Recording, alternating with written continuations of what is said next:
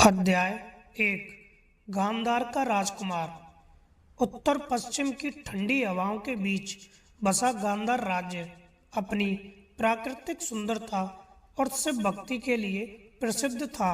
यहाँ की घाटियाँ हरी भरी थीं और लोग कला प्रेमी थे। राजा सुबल का शासन न्यायप्रिय था। उनके 100 पुत्र और एक पुत्री गांधारी थी। इन 100 पुत्रों में सबसे छोटा, सबसे चतुर और सबसे प्रिय था शकुनी।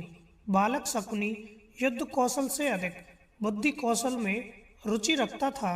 वह तलवार से ज्यादा चौसर पासे के खेल में निपुण था।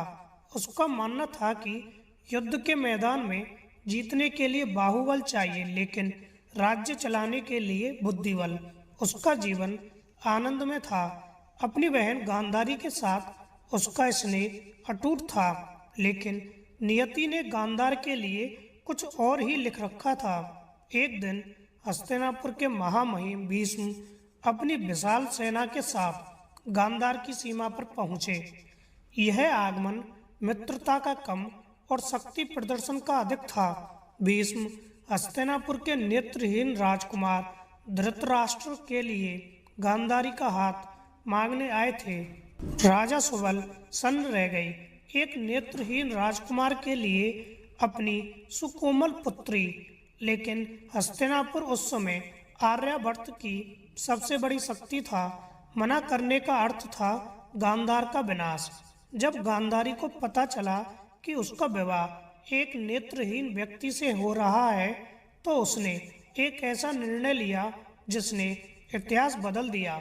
उसने कसम खाई, यदि मेरे पति संसार को नहीं देख सकते तो मैं भी नहीं देखूंगी। उसने अपनी आंखों पर रेशमी पट्टी बांध ली। यह दृश्य देखकर युवा शकुनी का हृदय विदीर्ण हो गया। उसने भीष्म से पूछा, क्या यही कुरुवंश का न्याय है? अपनी शक्ति के बल पर तुम एक युवती का संसार अंधेरा कर रहे हो। भीष्म शांत रहे, क्योंकि राजनीति में संवेदनाओं का कोई स्थान नहीं होता।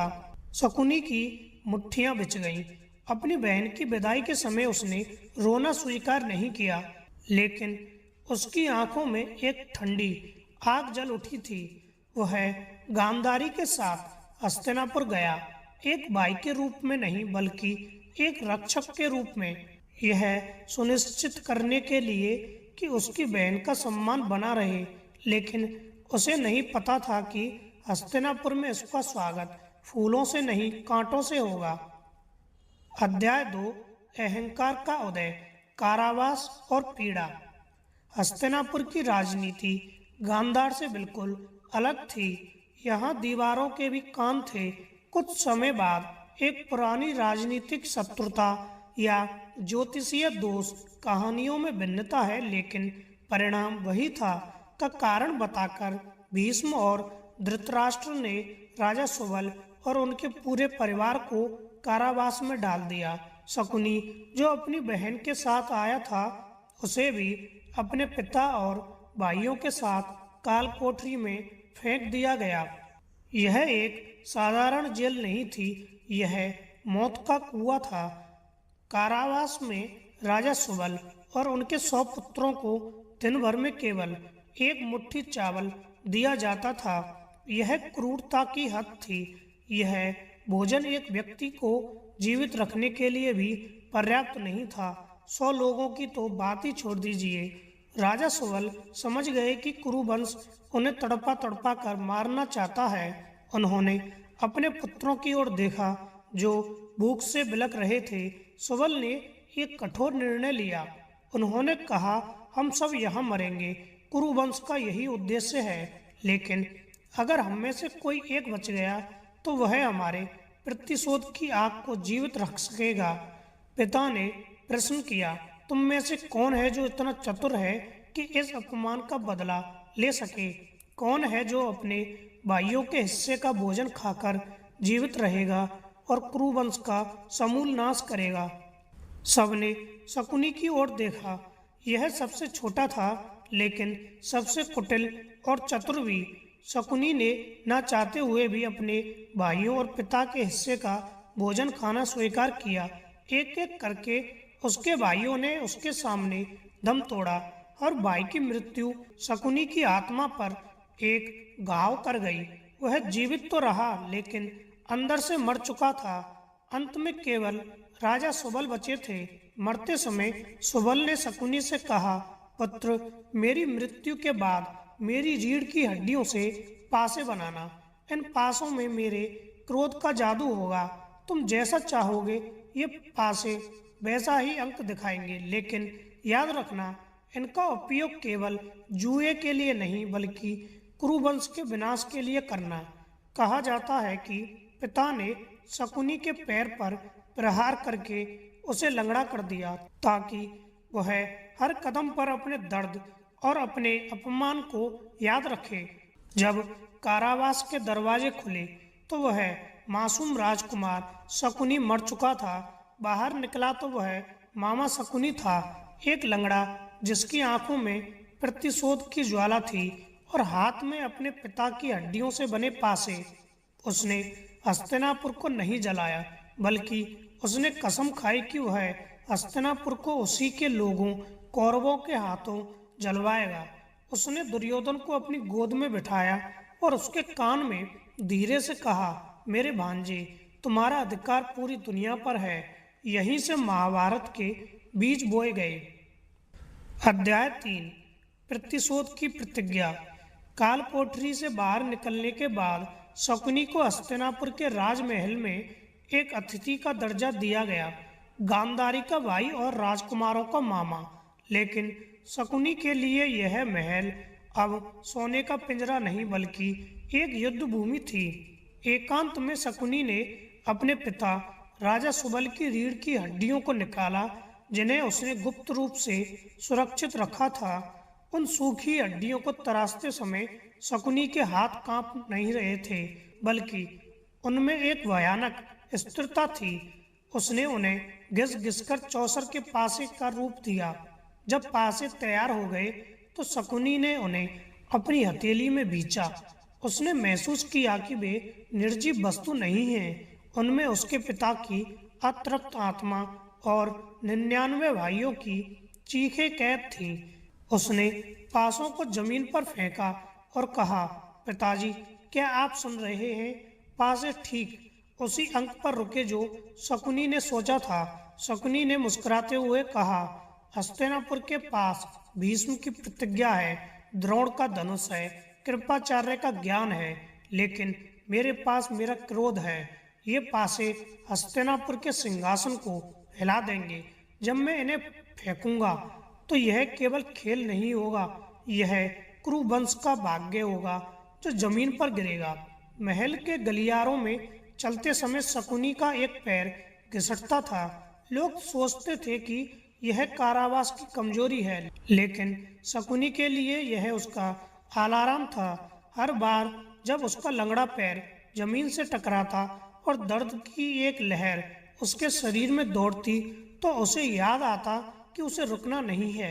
यह दर्द उसे सोने नहीं देता था, उसे हस्तिनापुर के विनाश के लक्ष्य से भटकने नहीं देता था। उसने कुरुवंश को नष्ट करने की प्रतिज्ञा अग्नि के सामने नहीं बल्कि अपनी ही छाया के सामने ली थी, क्योंकि अब वही उसका एकमात्र साथी थी। अध्याय 4 हस्तिनापुर में प्रवेश। हस्तिनापुर में धृतराष्ट्र के 100 पुत्र कौरव और पांडु के 5 पुत्र पांडव बड़े हो रहे थे। शकुनी की नजर सबसे बड़े कौरव दुर्योधन पर थी। उसने देखा कि दुर्योधन के भीतर एक असुरक्षा थी, अपने पिता के नेत्रहीन होने की और सिंहासन छिन जाने के डर की। शकुनी ने पहचान लिया कि दुर्योधन ही वह हथियार है जिसे वह हस्तिनापुर के विनाश के लिए इस्तेमाल करेगा। भीष्म पितामह और विदुर बच्चों को धर्म और त्याग सिखाते थे, लेकिन जब रात होती और दुर्योधन अकेला होता तो शकुनी उसके पास जाता। शकुनी ने दुर्योधन को एक अलग ही पाठ पढ़ाना शुरू किया। एक शाम बालक दुर्योधन उदास बैठा था क्योंकि भीम ने कुश्ती में उसे हरा दिया था। शकुनी उसके पास लंगड़ाते हुए आया और उसके कंधे पर हाथ रखा। मेरे भांजे, उदास क्यों हो? शकुनी ने स्नेह से पूछा। भीम बहुत शक्तिशाली है मामा, वह मुझे हमेशा हरा देता है, दुर्योधन ने झुंझलाकर कहा। शकुनी हंसा, एक सूखी और कर्कश हंसी। शक्ति केवल भुजाओं में नहीं होती मेरे बच्चे, असली शक्ति यहाँ होती है। शकुनी ने अपनी उंगली दुर्योधन के माथे पर लगाई। पांडव वन से आए हैं, वे तपस्वियों के पुत्र हैं, लेकिन तुम राजा धृतराष्ट्र के ज्येष्ठ पुत्र हो। हस्तिनापुर का सिंहासन तुम्हारा जन्म सिद्ध अधिकार है। पांडव तुम्हारे भाई नहीं, तुम्हारे प्रतिद्वंदी हैं। वे यहाँ सेवा करने नहीं, तुम्हारा हक छीनने आए हैं। शकुनी ने धीरे धीरे दुर्योधन के मन में यह बात बैठा दी कि पांडवों का अस्तित्व ही उसके लिए खतरा है। उसने दुर्योधन को समझाया कि राजनीति में भाईचारा कमजोरी है। धृतराष्ट्र जो अपने पुत्र मोह में अंधे थे, उन्होंने शकुनी को दुर्योधन का मुख्य सलाहकार बनने की अनुमति दे दी। उन्हें लगा कि मामा अपने भांजे का भला ही चाहेगा। वे नहीं जानते थे कि शकुनी दुर्योधन को राजा बनाने का सपना नहीं दिखा रहा था, बल्कि उसे उस रास्ते पर ले जा रहा था जहां अंत में केवल राख बचने वाली थी। अब शकुनी की चौसर बिछ चुकी थी और मोहरे तैयार थे। अध्याय 5 विष और षड्यंत्र। जैसे जैसे राजकुमार बड़े हो रहे थे, पांडवों का बल और कौशल हस्तिनापुर में चर्चा का विषय बन गया था। विशेषकर भीम, जिसके बाहुबल के सामने कोई नहीं टिकता था। शकुनी ने दुर्योधन की आंखों में भीम के प्रति डर और ईर्ष्या देखी। शकुनी ने दुर्योधन को एकांत में ले जाकर समझाया, भांजे, राजनीति का नियम है, शत्रु को तब कुचल दो जब वह कमजोर हो। भीम पांडवों की ढाल है और अर्जुन उनकी तलवार। अगर ढाल टूट गई तो तलवार किसी काम की नहीं रहेगी। दुर्योधन ने पूछा, तो क्या करे मामा? शकुनी ने अपनी कुटिल मुस्कान के साथ उत्तर दिया, कांटा अगर चुभ रहा हो तो उसे उखाड़ फेंकते हैं, लेकिन ऐसे कि किसी को हाथ न लगाना पड़े। यहीं से प्रमाण कोटि में भीम को भोजन में कालकूट विष देने की योजना बनी। शकुनी ने सीधे तौर पर इसमें भाग नहीं लिया, लेकिन वह इस विचार का सूत्रधार था। उसने दुर्योधन को आश्वस्त किया कि भीम के बिना पांडव अनाथ हो जाएंगे। हालांकि भीम बच गया, लेकिन इस घटना ने भाइयों के बीच नफरत की पहली दीवार खड़ी कर दी। जब विष काम न आया और पांडवों की लोकप्रियता बढ़ने लगी, तो शकुनी ने अपनी सबसे खतरनाक चाल चली। उसने धृतराष्ट्र के मन में यह डर बैठा दिया कि युधिष्ठिर के राजा बनने से दुर्योधन का अधिकार छिन जाएगा। शकुनी ने दुर्योधन और कर्ण के साथ मिलकर वारणावत में एक लाक्षागृह, लाख का महल बनवाया। यह महल देखने में सुंदर था, लेकिन यह घी, मोम, लाख और सूखी घास से बना हुआ था। शकुनी ने विदा लेते समय पांडवों को आशीर्वाद दिया, लेकिन उसकी आंखों में क्रूरता थी। उसने प्रोचन मंत्री को आदेश दिया, जब वे गहरी नींद में हो तो महल को आग लगा देना। यह हत्या नहीं, दुर्घटना लगनी चाहिए। शकुनी चाहता था कि पांडव जलकर राख हो जाएं और उनके साथ ही हस्तिनापुर के सिंहासन के सारे दावेदार भी। लेकिन विदुर की सूझबूझ से पांडव सुरंग के रास्ते बच निकले। शकुनी को जब यह बात पता चली तो उसे क्रोध नहीं आया, बल्कि उसे एक नई चुनौती का आभास हुआ। शिकार जाल से बच गया, अब जाल और बड़ा बुनना होगा। अध्याय 6 इंद्रप्रस्थ का अपमान। पांडव जीवित लौटे और द्रौपदी को स्वयंवर में जीत कर लाए। कुरुवंश में गृह युद्ध रोकने के लिए राज्य का बंटवारा हुआ। पांडवों को खांडवप्रस्थ दिया गया, एक बंजर, पथरीली और सांपों से भरी जमीन। शकुनी को लगा कि अब पांडव धूल में मिल जाएंगे, लेकिन पांडवों ने भगवान कृष्ण और मैं दानव की सहायता से उस बंजर भूमि को इंद्रप्रस्थ में बदल दिया। यह नगरी इतनी सुंदर और मायावी थी कि स्वर्ग भी इसके सामने फीका लगता था। युधिष्ठिर ने राजसूय यज्ञ का आयोजन किया और खुद को सम्राट घोषित किया। दुर्योधन और शकुनी को अतिथि के रूप में आमंत्रित किया गया। जब दुर्योधन ने इंद्रप्रस्थ का वैभव देखा तो वह जल भुन गया। दीवारों पर लगे रत्न, पारदर्शी फर्श जो पानी जैसे दिखते थे और पानी जो फर्श जैसा दिखता था, मैं सभा का यह जादू दुर्योधन की समझ से परे था। दुर्योधन महल में घूम रहा था। उसे लगा कि सामने पानी का एक कुंड है। उसने अपने कपड़े समेट लिए, लेकिन वह सूखा फर्श निकला। आगे उसे लगा कि फर्श है, लेकिन जैसे ही उसने कदम रखा वह पानी के कुंड में गिर गया। दुर्योधन पानी में भीग गया और गिर पड़ा। यह दृश्य देखकर द्रौपदी या उसकी दासियां, जैसा कुछ कथाओं में है, अपनी हंसी नहीं रोक पाई। एक व्यंग्य गूंजा, अंधे का पुत्र अंधा ही होता है। यह वाक्य दुर्योधन के हृदय में एक तीर की तरह चुभ गया। यह केवल हंसी नहीं थी, यह हस्तिनापुर के युवराज के अभिमान पर प्रहार था। दुर्योधन अपमान की आग में जलता हुआ हस्तिनापुर लौटा। उसने अपने कक्ष में जाकर सब कुछ तोड़ना शुरू कर दिया। वह आत्महत्या तक करने को तैयार था। तभी शकुनी वहां पहुंचा। शकुनी ने दुर्योधन को रोते हुए देखा और कहा, आंसू कमजोर बहाते हैं भांजे, क्षत्रिय रक्त बहाते हैं। दुर्योधन चिल्लाया, मैं उन पर आक्रमण करूंगा मामा, मैं इंद्रप्रस्थ को जला दूंगा।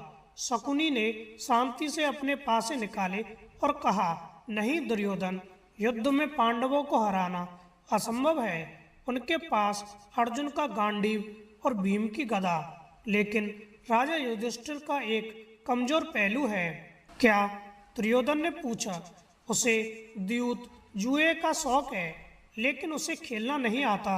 हम उसे युद्ध के मैदान में नहीं, चौसर की बिसात पर हराएंगे। शस्त्र से नहीं, शास्त्र और पासों से उनका सब कुछ छीन लेंगे। द्रौपदी की वह हंसी उसे बहुत भारी पड़ेगी। यही वह क्षण था जब कुरुक्षेत्र के महायुद्ध की पटकथा लिखी गई। अध्याय 7 द्यूत क्रीड़ा। शकुनी की योजना के अनुसार धृतराष्ट्र ने विदुर को इंद्रप्रस्थ भेजा। विदुर जानते थे कि यह एक विनाशकारी कदम है, लेकिन वे राजा की आज्ञा से बंधे हुए थे। युधिष्ठिर को मित्रवत द्यूत का निमंत्रण मिला। युधिष्ठिर जानते थे कि जुआ विनाश का द्वार है, लेकिन एक क्षत्रिय के रूप में वह युद्ध और खेल की चुनौती को अस्वीकार नहीं कर सकते थे। साथ ही बड़ों धृतराष्ट्र का आदेश टालना उनके संस्कारों के विरुद्ध था। शकुनी ने दुर्योधन से कहा, देखो भांजे, मछली जाल में आ रही है, अब बस धैर्य रखना। हस्तिनापुर की सभा सजी हुई थी। भीष्म, द्रोण, कृपाचार्य और विदुर सभी के चेहरे पर चिंता थी। केवल शकुनी शांत था। उसकी आंखों में एक अजीब सी चमक थी, जैसे कोई शिकारी अपने शिकार को सामने देख रहा हो। खेल शुरू हुआ। युधिष्ठिर ने कहा, मैं खेलूंगा, लेकिन मेरे पास दांव लगाने के लिए धन है, छल नहीं। शकुनी मुस्कुराया, महाराज, छल कौन कर रहा है? पासे तो निर्जीव होते हैं। जीत और हार तो भाग्य का खेल है। और हाँ, दुर्योधन को खेल का अनुभव नहीं है, तो उसकी ओर से पासे मैं फेंकूंगा। यह अनुमति मिलते ही शकुनी ने अपनी हथेली में पिता की हड्डियों के बने हुए पासों को पकड़ा और पासों ने शकुनी के स्पर्श को पहचाना। शकुनी ने पहला दाव फेंका, 12। उसने घोषणा की, पासे ठीक उसी तरह गिरे। युधिष्ठिर ने मोतियों की माला हारी। शकुनी ने कहा, अरे यह तो छोटी वस्तु थी। युधिष्ठिर, क्या तुम डर गए? अपना खोया हुआ धन वापस पाने का एक और मौका लो। शकुनी युधिष्ठिर के मनोविज्ञान से खेल रहा था। हर हार के बाद वह युधिष्ठिर के अहंकार और उम्मीद को उकसाता। अगली बाजी में सब वापस आ जाएगा। युधिष्ठिर हारते गए। सोना, खजाना, रथ, हाथी, दास दासियां और अंत में अपना पूरा इंद्रप्रस्थ साम्राज्य शकुनी के पास मानो उसके इशारों पर नाच रहे थे। जब युधिष्ठिर अपना सर्वस्व हार गए तो शकुनी ने अपना सबसे विषैला बाण चलाया। युधिष्ठिर, तुम हार गए, लेकिन अभी भी तुम्हारे पास बहुत कुछ है। तुम्हारे भाई नकुल को दांव पर लगाओ, शायद तुम अपना राज्य वापस जीत जाओ। सभा सन्न रह गई। भाइयों का सौदा। लेकिन हार के नशे में चूर युधिष्ठिर ने नकुल को दांव पर लगाया और हार गए।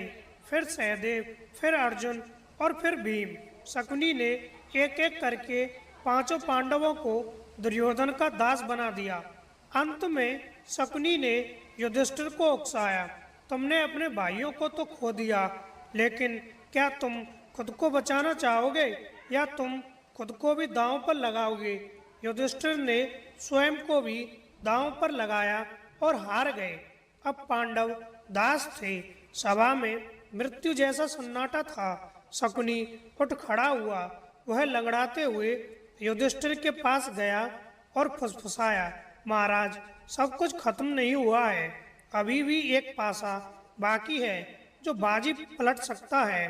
तुम्हारी पत्नी द्रौपदी, वह सौभाग्यशाली है, उसे दांव पर लगाओ और अपने भाइयों और खुद को मुक्त कर लो।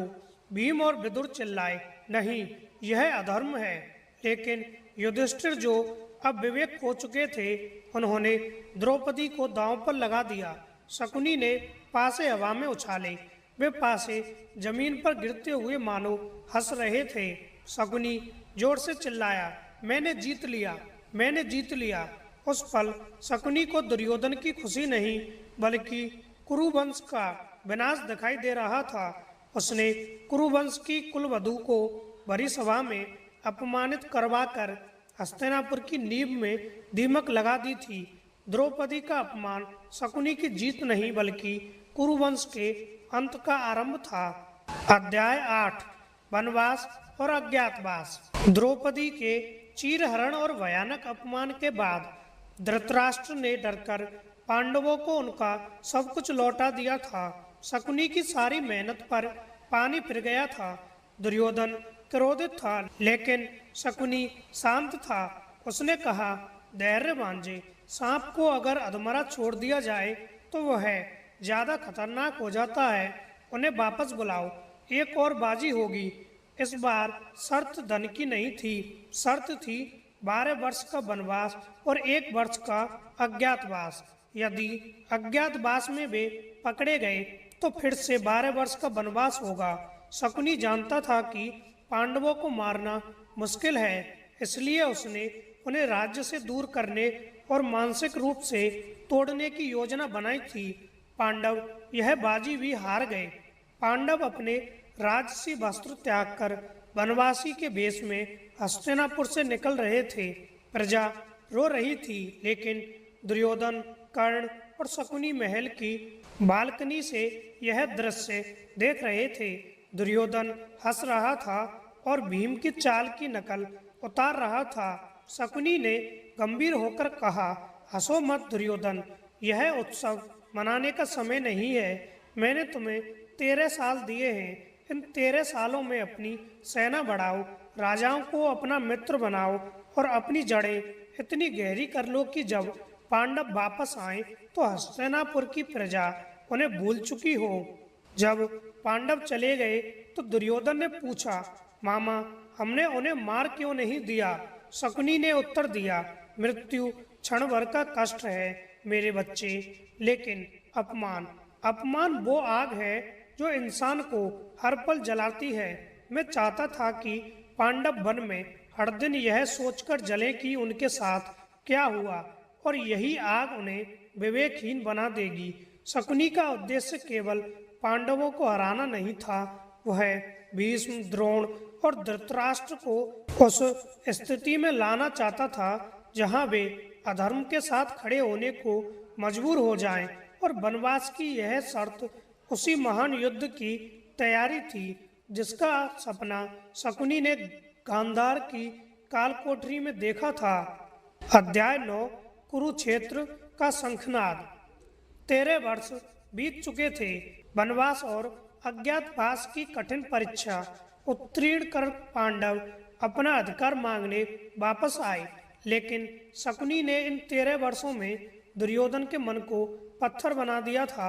भगवान कृष्ण शांति दूत बनकर हस्तिनापुर आए।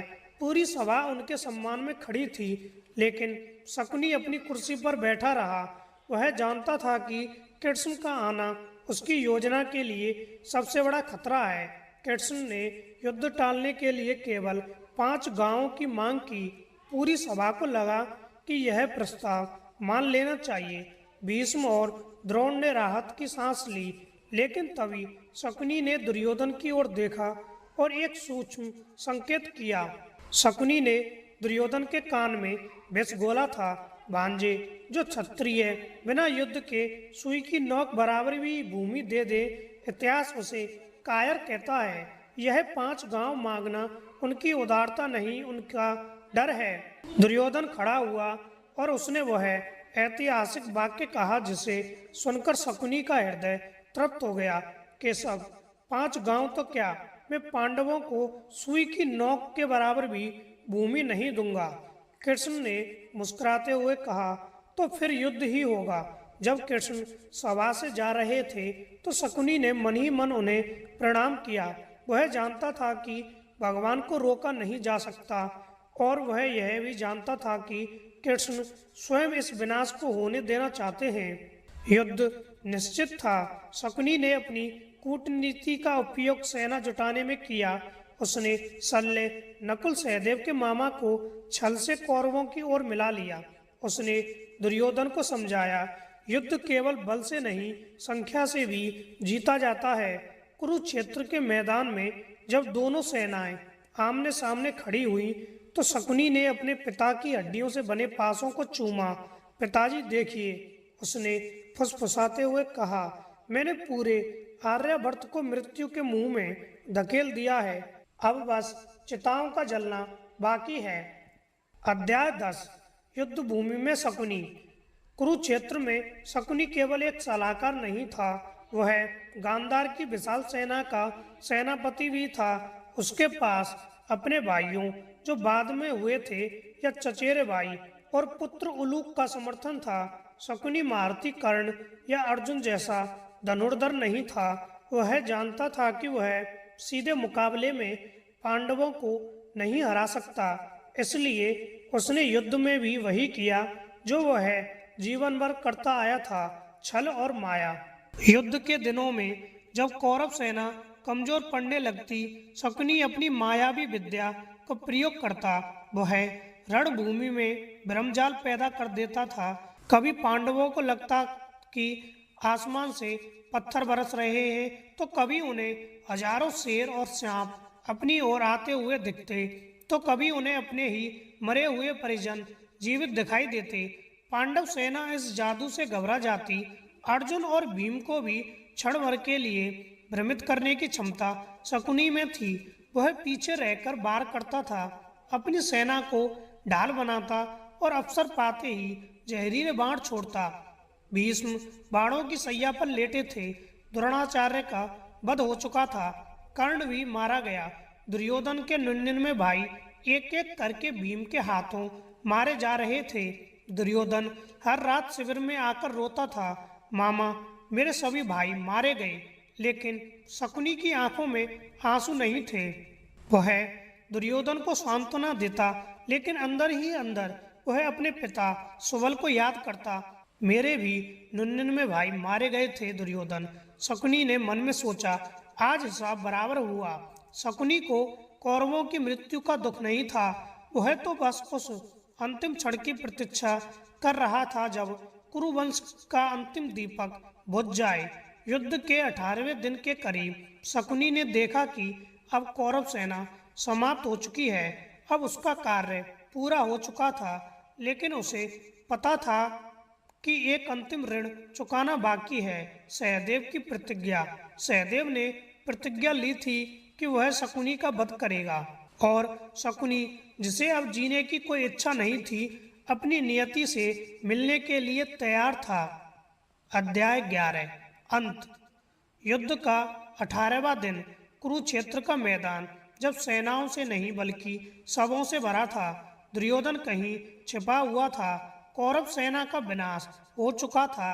अब केवल कुछ ही योद्धा बचे थे और उनमें से एक था शकुनी। शकुनी अपने रथ पर अकेला खड़ा था। उसकी सेना नष्ट हो चुकी थी। उसके पुत्र उलूक का वध हो चुका था, लेकिन उसके चेहरे पर भय नहीं, एक अजीब सी शांति थी। उसने चारों ओर देखा।